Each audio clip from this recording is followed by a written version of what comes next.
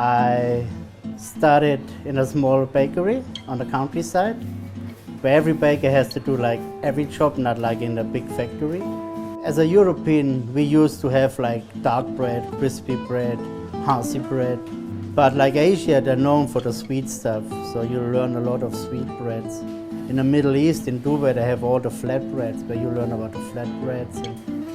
And as a professional, you only pick up the good things, you know. So from every country, you pick up something. Every day you start from zero, creating a new product. The techniques we use are really like what you guys call the old world. We give the dough time. We give it time to grow, time to relax, time to rise, time to develop the flavor. When you bake a bread, you need certain enzymes to get another result. As a baker, I'm the enzyme on the table that connects with the food like the people together. So that's why it's important that I always keep it on a high level, always a good result, and then that everybody's happy around the table.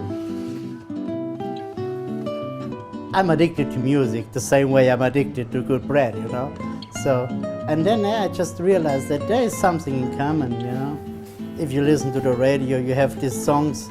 They are good, you know, but maybe 2 days or 2 weeks later you can't remember. But there are certain songs or musicians, they go in here and they go through the ear straight to here, you know, and then they start with you. And you can have the same experience with food. It's just the experience, the taste, the flavor. And you also see the passion that people put therein, you know.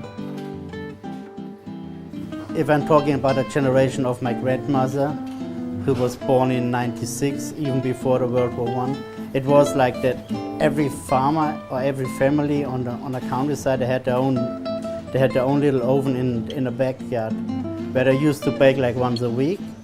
And I remember that my grandmother, she always told the story that her neighbor, she was older than her, and her husband came over and said, "Yeah, you have to teach my wife how to bake bread." And she felt embarrassed because you can't teach the older person. And so my grandmother always said, "Ah, it's just the oven, it's just the oven." But she told me that it's not the oven, it's how you make the starter dough, how you touch the dough. And as a child, maybe you don't really realize that, but getting older, you really understand what she's talking about. It's not only the recipe, everybody can make the same recipe.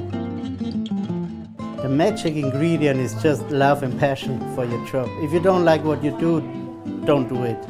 And I think it's a good thing if you have like a customer who is maybe 70 or 75 years old, and then they remember the childhood like 60 or 70 years ago. And that's really the thing that makes me happy, you know.